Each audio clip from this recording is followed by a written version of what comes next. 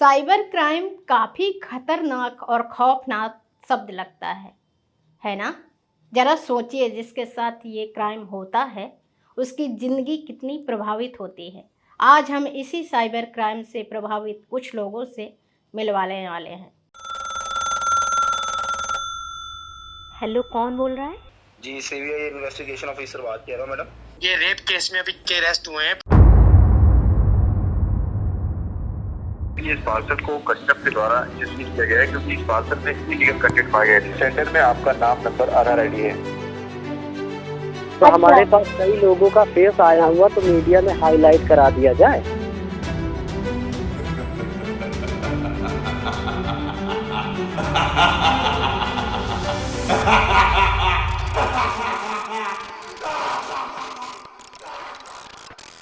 हम में से हर किसी को कभी ना कभी फ्रॉड कॉल तो आई ही होगी ना।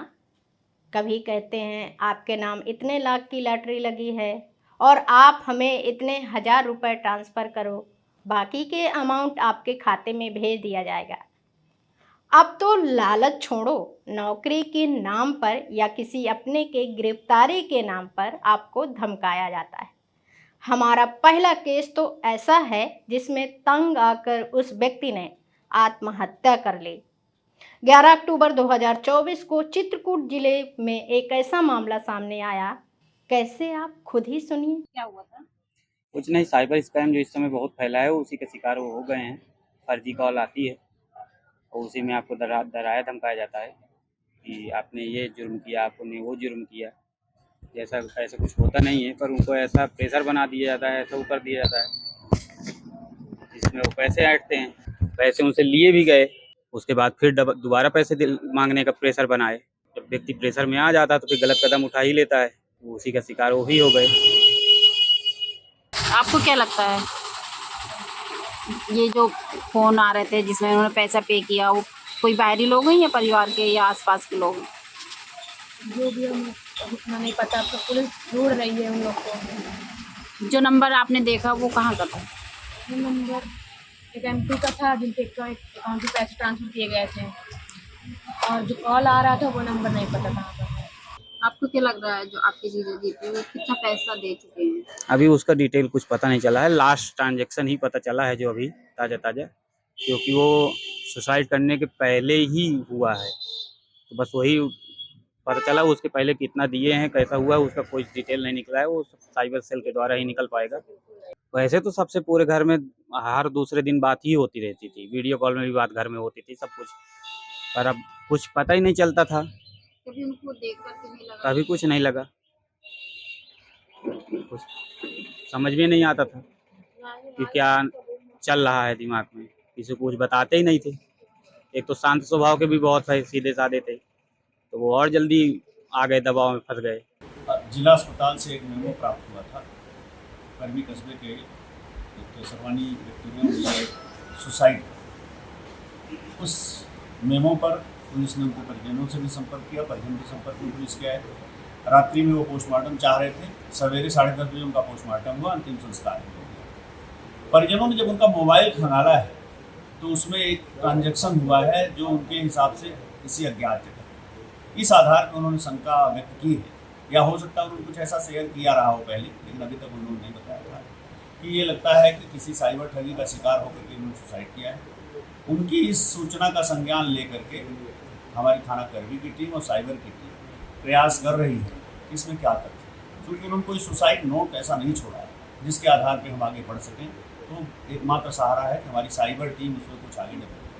दूसरा केस ऐसा है जिसमें नौकरी दिलाने के नाम पर उसकी सारी जमा पूंजी ठग ली गई। 2019 में मैं काफ़ी ज़्यादा जॉब के सर्च में थी और मैं एक नए शहर में थी जिसमें कि पहले मैं गई नहीं थी।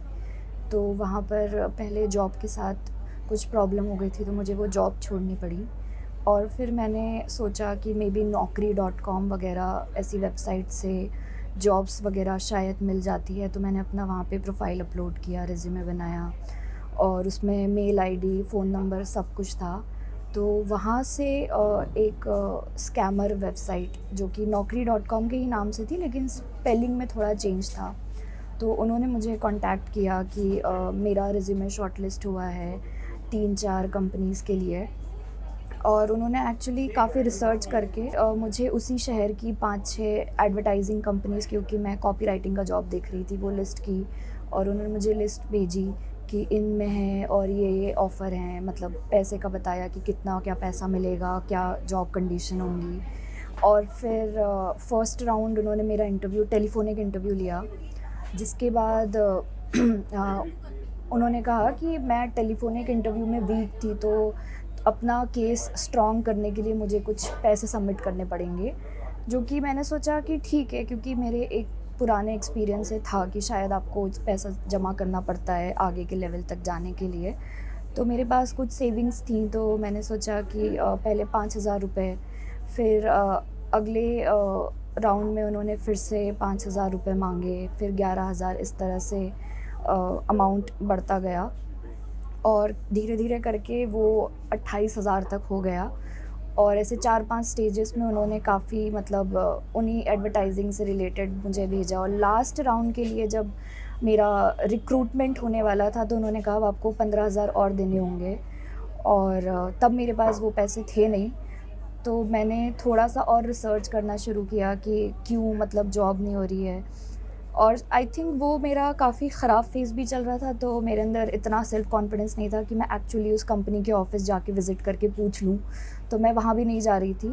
और मेरी काफ़ी regular call back and fourth होती थी स्कैमर्स से, और वो यही अश्योर करते थे कि अभी इस चीज़ की छुट्टी है, अभी इस चीज़ की छुट्टी है, फिर हो जाएगा, फिर आपका हो जाएगा, फिर आपका ऑफ़र लेटर आ जाएगा। और उसी को लेकर मतलब 1-1.5 महीने तक ये सिलसिला चलता रहा। फिर थोड़े टाइम बाद मैंने एक्सीडेंटली एक सीरीज़ देख ली, जहाँ से मैंने फ़िगर आउट किया कि शायद मेरे साथ ये स्कैम हो गया है। क्योंकि 1 महीने उनसे बात करने के बाद मुझे थोड़ा हिंट्स मिल रहे थे कि मेरी अकाउंट की डिटेल्स क्यों चाहिए। CVV नंबर कोई मांगता नहीं है, उन्होंने मांगा और मैंने दे दिया। तो इस हिसाब से मुझे लगा कि शायद मेरे साथ भी स्कैम हुआ है। और उसके बाद मैंने जब उनको फिर से कॉल बैक करना शुरू किया, तो वो कॉल नंबर बंद आने लगा बहुत टाइम तक। वो बीच-बीच में एक्टिव होता था और मुझे नहीं पता, वो शायद उसी नंबर को दूसरे लोगों को स्कैम करने के लिए यूज़ कर रहे थे या कुछ, बट वो कभी-कभार एक्टिव होता था और बिज़ी आता था और फ़ोन लग जाता था, तो उठा के मतलब उनसे काफ़ी मेरी बहस होती थी। बट एक टाइम के बाद वो एकदम ही बंद आना शुरू हो गया। तब मुझे फाइनल जब मेरा रियलाइज़ेशन हो गया कि आई हैव बीन स्कैम्ड, तो उसके बाद फिर वो मैंने भी थोड़े टाइम बाद ट्राई करना छोड़ दिया, क्योंकि मैं दूसरे जॉब्स में देखने लग गई।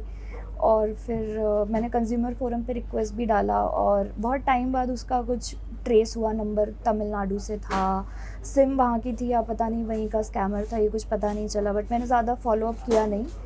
बट हाँ, मतलब काफ़ी उनका क्यूरेटेड अप्रोच था कि वो आपकी लोकेशन, जो भी आप अपना रिज्यूमे डालते हो, उससे पूरी इन्फॉर्मेशन लेकर, आपका डेटा लेकर उसी शहर की कंपनीज़ लिस्ट करते हैं। बहुत स्पेसिफिक क्वेश्चनर बनाते हैं आपके जॉब रोल को लेकर, जिसके बहुत ही एक्चुअली इंटरनेट से लिए हुए आंसर ही होते हैं, क्योंकि मैंने उनको इंटरनेट से ही पढ़ के जवाब दिए थे टेलीफोनिक कॉल पे।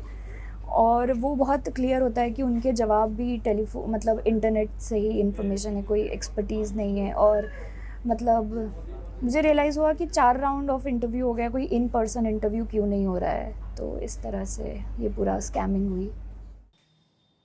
कुछ केस हमारे पास ऐसे भी हैं जहां लोगों ने सूझबूझ के साथ काम लिया, जैसे हमारे तीसरे मामले में हुआ। वो मेरे मोबाइल पे आया था 3 अक्टूबर को। 3 अक्टूबर पे मेरे मोबाइल फ़ोन आया। मैं अपने कार्यालय जाने के लिए तैयार हो रही थी, तभी मेरे मोबाइल पे फ़ोन आया और उन लोगों ने 22 कॉल किया है, व्हाट्सएप कॉल पे 22 कॉल किया है। तो उस व्यक्ति ने मुझसे तुरंत कहा कि हेलो, आप कहाँ से बोल रही हो? तो मैंने उससे बताया कि मैं प्रयागराज से बोल रही हूँ। उसने हमसे पूछा कितने बेटे हैं आपके? तो हमने कहा कि मेरे 4 बेटे हैं, क्योंकि मेरी बहन के 4 लड़के थे। तो हमने, मेरे मन में आ गया, तो मैंने तुरंत यही बता दिया कि मेरे 4 बेटे हैं। तो फिर हमने मतलब थोड़ा सा इधर उधर करके हमने कहा मेरे बेटे नहीं हैं। तो कहा भाई हैं? हमने कहा मेरे भाई हैं। तो कहा कितने भाई हैं? हमने कहा 2 भाई हैं। तो कहा एक भाई कहाँ है? हमने कहा कहा हमने कहा और मेरे पास हैं, एक ठो बाहर है। तो कहा बाहर कहाँ रहता है? तो हमने कहा हैदराबाद में। तो बोला मैं हैदराबाद से ही बोल रहा हूँ। तो हमने कहा बताइए। कहा ये आपका भाई आपका फंस गया है यहाँ पे और इसने बहुत गलत काम किया है। हमने कहा क्या किया है? तो उसने हमसे सीधे बताया कि इसने रेप किया है। और तो हम लोग भी थोड़ा सा डर गए, क्योंकि एक मेरा भतीजा एक वहाँ अहमदाबाद में रहता है। इत्तेफाक कि मैंने उससे मेरे मुंह से हैदराबाद निकला, तो उसने कहा मैं हैदराबाद से ही बोल रहा हूँ। तो मैंने कहा कि चलिए ठीक है बताइए। कहा तो फिर उसने कहा कि लो बात कर लो। तो हमने कहा कराओ। कहा इस व्यक्ति ने तुम्हारा नंबर दिया है तो हमने तुमको फ़ोन किया है। तो हमने कहा ठीक है दीजिए बात कराइए। तो कोई व्यक्ति को जो भी रहा हो मुझे नहीं पता, जिससे भी उन लोगों ने मेरी बात कराने की कोशिश की, वो बात तो नहीं किया, पर वो बंदा बहुत रो रहा था उधर से और उसको टार्चर कर रहे थे लोग कि बोल बोल बोल। तो मुझे लगा कि ये भगवान ऐसी परवरिश तो नहीं दी गई है, कैसे ऐसे हो गया। तो मैं एकदम से पसीना पसीना हो गया, एकदम से अंदर से डर सी गई कि ये क्या हो गया। फिर उनको हमने कहा कि चलो ठीक है मैं भी आपसे बात करती हूँ। फिर मैंने फ़ोन काटा। फ़ोन हमने कहा चलिए ठीक है। कहा तू जानना। हमने कहा ठीक है फ़ोन रखो, मैं आपसे बाद में बात करती हूँ। फिर मैंने फ़ोन लगाया अपने सचिन के पास। तो सचिन से हमने बात किया। तो सचिन हमारा वहाँ है अहमदाबाद में, तो उससे मैंने बात किया। तो उसने कहा नहीं मौसी ऐसी कोई बात नहीं है, मैं तो यहीं हूँ, कोई दिक्कत मुझे कोई फ़ोन नहीं कुछ नहीं। हम जब उससे बात किए तो मेरे मन को शांति मिली। हम समझ गए कि ये लोग फ्रॉड लोग हैं ये लोग। फिर हमने उसको बैक कॉल फिर से किया। हमने कहा अब बताइए। तो उसने हमसे कहा कि यदि छुड़ाना चाहती है, क्या चाहती है? हमने कहा हम तो चाहते हैं कि छूट जाए। मैंने भी उसको गुमराह करना शुरू किया। हमने कहा मैं तो चाहती हूँ कि छूट जाए। तो फिर हम लोगों ने कहा कि बताओ कुछ ले दे करके किसी तरीके से मैनेज हो तो बताइए, क्योंकि मैं तो समझ जान ही गई कि ये फ्रॉड है। फिर मैंने उससे बात की, उससे हमने कहा बताइए का खर्चा लगेगा। हमने कहा बताइए। कहा कितना? हम कहा कितना तुमको चाहिए ये बताओ। तो उसने कहा कि कितना दे सकती हो। हमने कहा तुम अपनी बताओ, हमारी कैपेसिटी मत देखो, तुम अपना बताओ कि तुम कितना लोगे। कहा 2 लाख करवा दो। तो हमने कहा अकाउंट लाओ अपना, उस पर करवा देते। कहा इसी नंबर पे करवा दो। तो फिर मेरा भतीजा, तब तक बड़ा वाला भतीजा मेरा फ़ोन रिसीव कर ले लिया हमसे फ़ोन। कहा सुन तेरे जैसे ना 365 को हम लोग रोज़ देखते हैं, ज़्यादा चूतिया मत बना, तू जितना फ्रॉड है ना उतना उससे कहीं ज़्यादा हम लोग हैं। मतलब उसने अपने तरीके में उसको समझाया, उसी के तरीके में। तो फिर वो समझ गया। कहा तुम लोग जानना जेल चला जाएगा, ये बर्बाद हो जाएगी, ज़िंदगी बर्बाद हो जाएगी तुम लोग। हम कहे तुम्हें जो समझ में आए वो कर लो। फिर हम लोगों ने फ़ोन काट दिया। बैक कॉल फिर उसका नहीं आया है आज तक। ऐसा ही हिम्मत के साथ हमारे इस साथी मामले को डील किया। 16 अगस्त 2024 के शाम लगभग 7-7:30 बजे रहे होंगे। मैं अपने घर में खाना बना रही थी और उसी टाइम पे मेरे पास फ़ोन आता है और बोलता है कि आपका नाम संगीता है और मैं साइबर क्राइम ब्रांच से बोल रहा हूँ। आपके फ़ोन के द्वारा अश्लील वीडियो बनाया जा रहा है। 4061 ये नंबर आपका है? हाँ नंबर भाई तुम्हारे नंबर पे क्या होता, तुम्हारे मोबाइल पे जैसे गूगल हो गया, क्रोम हो गया, समझ रही हैं? तो इसमें XXX गंदी पूर्ण वीडियो चलाई जा रही, समझ रहे हैं? गलत पूर्ण वीडियो तुम्हारे मोबाइल से चलाए जा रहे हैं। हाँ तुम्हारे मोबाइल से चलाए जा रहे हैं। तो जानती सरकार ने इन चीजों पे पहले से ही बैन लगा के रखा हुआ, और ये चीजें ही देखकर बहन बेटियों का बलात्कार हो रहा, समझ रही है? प्रशासन के मुताबिक आपके मोबाइल पे चीजें चलाई जा रही और आप कह रहे कि हमारे मोबाइल पे चीजें नहीं चलाई जा रही। जानते हो बेटा, हाल ही में अगर आपका सीएम कार्यालय में मुकदमा लिख दिया जाएगा तो अभी तुम्हारे दरवाजे पे प्रशासन की गाड़ियां जाएंगी और प्रशासन तुम्हारे दरवाजे पे गाली गलौज करेगा। तुम्हें अच्छा लगेगा? आप हमें ये बताइए। अरे आप मेरी तो बात सुन लीजिए। अब ये तुम्हारे मोबाइल पे चलाई जाती तो आगे का जो मोबाइल का पिक्सल कैमरा होता है ना, यहाँ से कनेक्टिव होता तो रिकॉर्ड करता फेस, समझ रही हैं? तो हमारे पास कई लोगों का फेस आया हुआ तो मीडिया में हाईलाइट करा दिया जाए। आप ये बताइए, पेपर में अखबारों में छपवा दिया जाए। जब पेपर अखबारों में छप जाएगा तो सर आप ये कौन चला के देख रहा था, कौन नहीं देख रहा था, समझ रही? अभी ये प्यार से मैं चीजें समझा रहा हूँ, तुम्हारे समझ में नहीं आ रहा। तुमको बेइज्जती बदनामी हो जाएगी तो शक्ल नहीं दिखा पाओगे, समझ रही हो? गांव घर में, समझ रही हैं? तुम्हारे दरवाजे पे अगर प्रशासन गाली गलौज करेगा, तुम्हारे माँ बाप पूछेंगे किस वजह से ये हो रहा, तो तुम्हारे मीडिया के सामने तुम्हारे मोबाइल का CVR का रिकॉर्ड दिखाया जाएगा। तो बताइए। इतना सुनकर मैं घबरा गई। मेरा एकदम से पसीना पसीना मेरा शरीर हो गया कि अरे मैंने कब ऐसा कुछ किया है। या जैसे कभी कभी होता है कि हम अपने यारों दोस्तों से थोड़ा बहुत बात करते हैं, कभी कभी ऐसा हो जाता है। तो उस टाइम पे मैं बहुत ही डर गई थी और किसी तरह से मैं मतलब उससे जब बात करी और थोड़ा सा मेरे दिमाग में आया कि हो सकता है कि इस टाइम पे कहीं लोग, क्योंकि मैं वीडियो देखती रहती हूँ, तो इसमें कभी कभी खबरों में भी सुना था, तो मेरे दिमाग में कहीं तो ये वही लोग नहीं हैं जो इस तरह से इस टाइम पे ठगी वाला काम कर रहे हैं। तब जाकर मेरे दिमाग में आया कि कहीं ऐसा मेरे साथ कोई घटना नहीं तो होने वाली है।